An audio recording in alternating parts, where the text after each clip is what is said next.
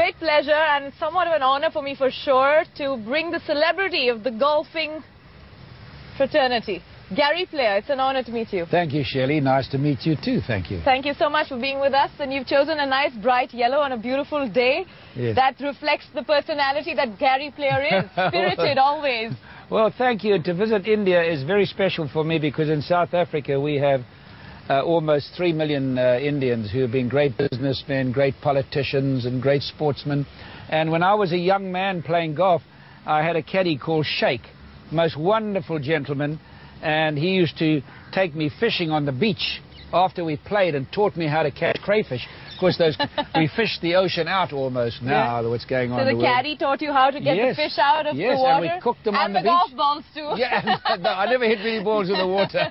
You cannot hit balls in the water and feed 21 grandchildren. Good point. And 6 children. Well, you'd say 21 grandchildren. You know, you're the granddaddy of golf, but you're 76. You're here in India. You know, people think 10 times before they take the next flight at that age. No, I fly around the world. I've traveled probably more miles than any human being that's ever lived. What's the secret, though? I think the secret is to not eat a lot and to, in my opinion, to not eat animal fats. Stay away from the fats. Eat lots of fruit, lots of vegetables, lots of salad, good brown bread, no bread. Play lots and lots of golf. And play lots, but exercise. Keep the body moving. You see, I mean, at 76, look at that. See, I get my feet above my head. You see this? No stomach. Oh, my God. No stomach. So you've got to keep your body in shape. Well, this is what your grandfather did. The Indians had the most wonderful way of eating. The same in Africa, their grandfather. Now they're going to the Western style of diet, which is poison. And there were no gyms back then? No gyms. I had to go down to the YMCA and wait for half an hour. And I've exercised now for 63 years. But I'm told that you spend your morning doing 1,000 sit-ups. You know, it's very hard for me to believe that. Yeah, but 1,000 sit-ups. 1,000 sit-ups. Yeah, 1,000 sit-ups, which takes about a second a time.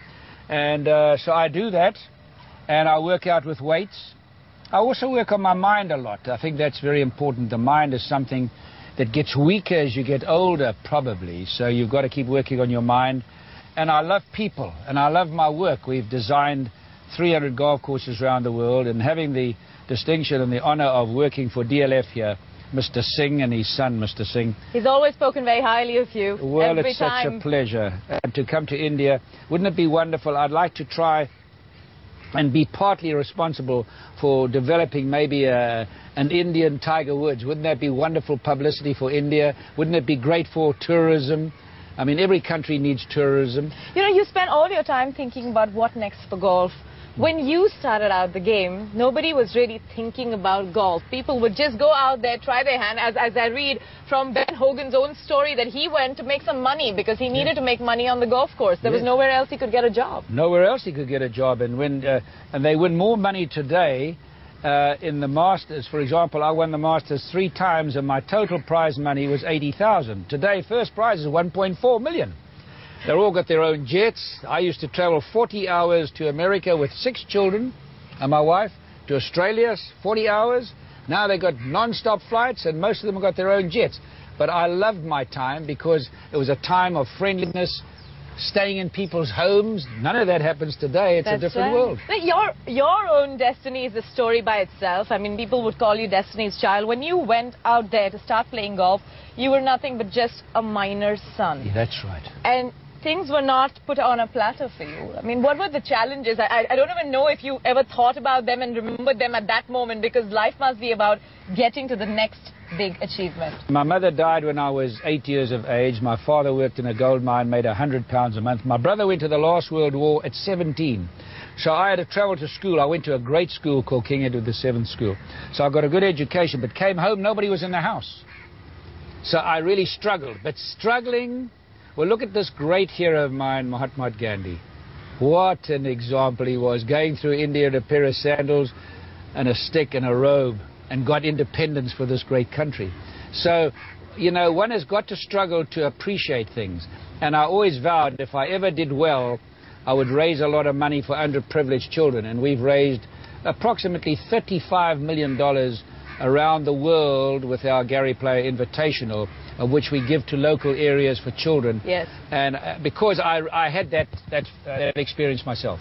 So what was your first game of golf like, and who got you in there? I mean, who inspired you to say, okay, I'm going to go play golf and not cricket or anything else? Well, funny enough, I got my full honours for rugby, soccer, cricket and athletics at school. But my father played golf, and he said, come and play golf. I said, not for me, it's a sissy's game. And I eventually succumbed and went out and played, and I loved it so much. And thank goodness he got me playing golf, because it's enabled me to make so many friends and contribute to society, and yet become a world champion and have great pleasure and travel the world. What an education. It's a blessing. What kind of clubs did you first pick up? I mean, yeah, I wonder, did you get them off as a gift from someone, a rusted iron or something like that? Yeah, well, my father bought them and had an overdraft to buy them in the bank. And they were terrible clubs when I started. But I didn't know what was good and what was bad. And so I was just grateful to have clubs. And I used to go to the golf course and stand in the water, and the water was up to here, and I'd keep my head up like that, and I'd get the ball with my toe and bring it up, because I couldn't afford to buy balls. Now, today I go to a golf tournament. They let you have, in America, free phone calls, free cars, courtesy car to meet you at the airport, free food, free telephone calls, free clubs, free shoes. It's just something that I was You once paid to be a golfer, now it pays to be a golfer, I guess. It's one of those stories, isn't it? Gary Player has gone from being just a golfer to a brand, to a business, to one that sort of has a large number of people's lives associated with it, and how you're sort of growing it as a corporation. When did you think that it was time to do serious business? Well, my son actually decided that for me, and I had Mark McCormack of IMG, was the biggest manager that ever lived. He started off handling Arnold Palmer. Can you imagine the first three people he signs is Arnold Palmer, Gary Player and Jack Nicklaus. He then signed the Pope. It's like a trilogy, I know. And then he signed Twiggy, and then he signed Pele. I mean, and this man became this massive empire. And then he died, unfortunately, a very terrible death. I mean, a silly death. The lady and the dentist, where he didn't even have oxygen, and he gave him Valium, and he went into a state. But anyway, then my son managed my business, and he's very brand conscious. If you look at Chanel, it's dead, and it's still going on. And so our brand is the Black Knight, and that's been... Because you are the Black Knight. The Black Knight. I haven't got black today because I thought it would be very hot. But you have to have a brand, and this is what athletes have to do. They have to learn to market themselves. They have to learn to speak well. You have to learn to read, to strive for a good education. All these things are important. Let's talk about your new investment, a maiden move here in India when it comes to the new upcoming course at DLF. What does the step into India mean for your business? It means an awful lot. First of all, I have respect, great respect, for a nation like India. If you speak to people that have had experience in life and travel, they always put India up there as this fascinating country. And so to come here for DLF and to be doing their golf course is a great honor for me. And I can tell you something without boasting. They gave us a flat piece of ground. Flat. And when the people see this golf course when we finish, of course we've had a lot of experience. We've designed 300 golf courses around the world. So we have the experience. We're going to do something here for them that is going to be absolutely unique. I went round today, and I mean, I was blown away. But when you said they give you a flat piece of land, obviously that's what you might have wanted, so you could do whatever you wish. Well, obviously, if you have your dream, you have a beautiful undulating piece of ground with trees on the ocean and on sand and things like that. But it's a greater challenge and makes you think harder when you have a flat piece of ground. So this is a great challenge, and I believe you have a plan of a beautiful lake in the middle there. Yes, 13 acres, of which we have 4 holes right on the lake. And we use that soil out of the lake to shape the golf course. To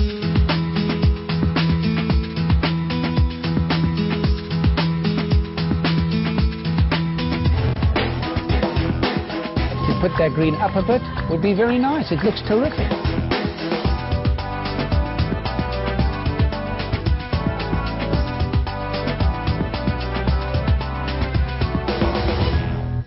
What is the signature style course that Gary Player would do? Or do you prefer to take everyone in the individual capacity and location? Everyone in their own area. Because you've got to do what's indigenous to that area. You can't go to the desert. Well, you can, but you'd be stupid to go to the desert and plant pine trees.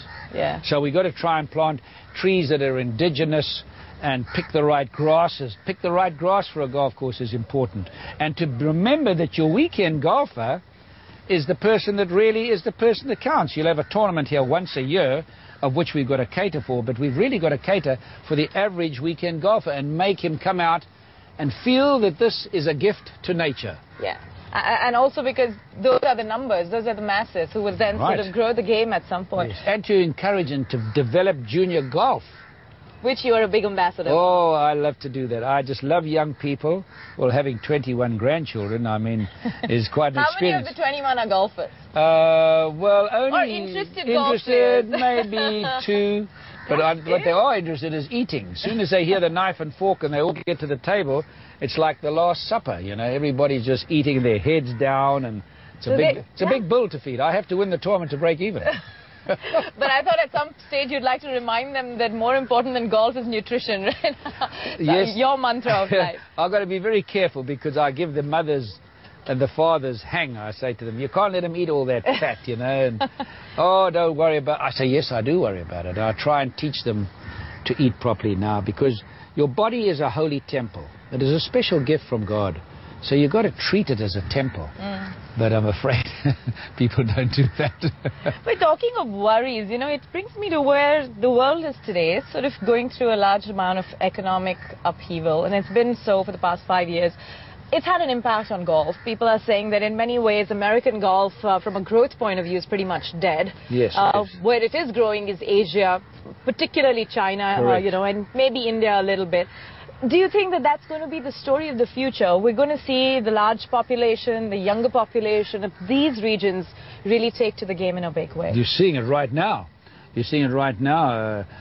India, China. We look at South Africa. A small country like South Africa has won more major championships than any country in the world post-war, and than any other country in the world other than the United States. Yeah. We've won 23 major championships. We have some of the best golf courses in the world. It's improved our tourism. It's created a tremendous amount of jobs. It's improved the environment to help fight pollution, etc., etc. And so South Africa have made big strides, and this is what can happen in India. And you have got a country where you can build beautiful golf courses. But Mr. Player, not every country has a Gary Player equivalent. So I wonder, what does it sort of need in a country like, say, India, which does have a few players, but they're probably not as successful as yourself or as some of the other, or Tiger and so on, you know, which have sort of been instrumental, who have been instrumental in changing the game for their country. It'll come here. I came out as a poor boy, a young, small person out of the bush, so to speak, and became a world champion. Tiger Woods came out, became a world champion. You can never say who's going to be. It just comes out of somewhere else. And Australia have had some wonderful golfers. And this is what's going to happen around the world. You'll find somebody here who is a natural athlete, has that natural gift. It's a gift. To become a world champion, it's not you. Yes, you work hard, you dedicate yourself, but it's a gift. And that gift can be taken away from you right now. Yeah. As we saw Tiger Woods, the best in the world, not winning for 2 years. You've seen McIlroy, and what is your take on him? I often see you tweeting very proudly about the youngsters. Yeah. Rory McIlroy right now is the best player in the world today. What talent. I mean, he has the talent that Tiger Woods had. He was leading the Masters, I think I'm correct, and then shot 80. I mean, it was just a catastrophe. I thought, well, you know, this could affect his whole life, because I've seen tournaments affect Tony Jacklin, you know, the Frenchman, when he won at Carnoustie, when he knocked in the water. I've seen people never win again, never play well again. Now, Rory, I thought, was this going to happen to him? He came back and won the US Open. Yeah. Marvellous. The man has got, what is his secret? I don't know what is inside of him, but he has the best swing. He has talent. But he obviously has a mind that matches that. Does he have a work ethic that should match the other two? I don't know. But all I can say, right now, he's the best player in the world. Today, people don't necessarily interact as much as they did in days that you learned and played golf with each other. I mean, I would imagine that Arnold Palmer, Jack Nicklaus, yourself would sort of go back to the clubhouse, exchange notes, share equipment should they be? Yes. Sort of, you know, one Yes. would say, oh, try out my wedge and so on. This doesn't happen today. I mean, you know. Not to the extent that it did in our time. And we'd stay at private homes at golf Yes. tournaments. Yes. I can tell you that very seldom happens now. Yeah. And we didn't have our private jets. We didn't have all this money. And, you know, it was more, and it's understandable, it's big business now. It's a different game altogether. Completely different. But we had people that were phenomenal characters on the tour. I mean, Chichi Rodriguez, I mean, he was an incredible character. Lee Trevino, we had guys that we'd be walking around and you'd be hysterical laughing on the golf course. I mean, it was a different time. Yeah. I wouldn't like to change. I didn't make the money that these guys made, but I wouldn't like to change. I loved my time. Did you ever dream of a 4-ball, or have you already played with the dream 4-ball that you would ever want? My dream 4-ball would be Mahatma Gandhi, Nelson Mandela, Mother Teresa, and Billy Graham. That would be my ideal 4-ball. But I must tell you, being interviewed by a lovely lady like yourself, my wife was a very good player, 2 handicap. She had 2 holes in 1 in the same round. It's fabulous. But you're happy with the equipment today?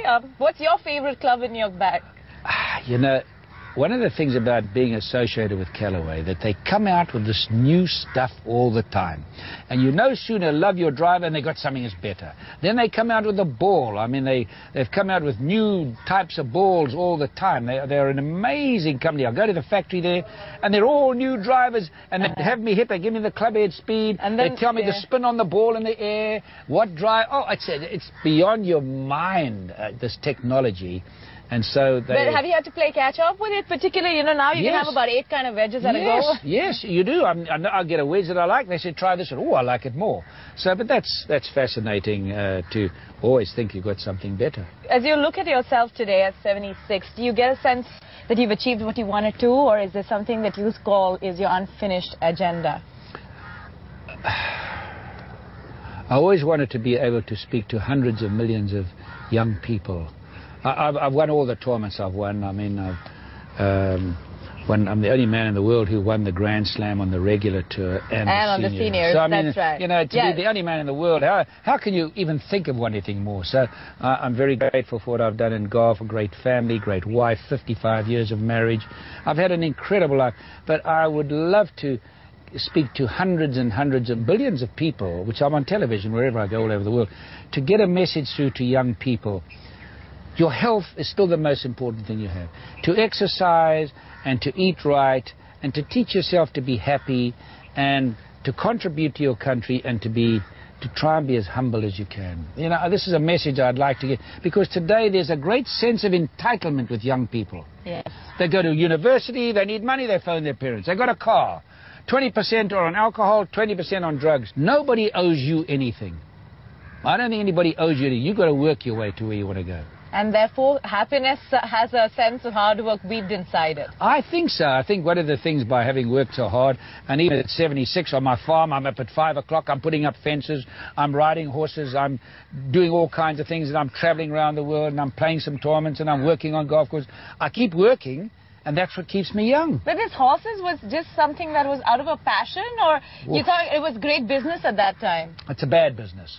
But if you said to me, what do I love more? Racehorses, breeding racehorses, being on a farm, or playing golf, it's a tie. Oh, Joey, you know, I was on my farm, and my farm in South Africa is 9,000 acres on a river.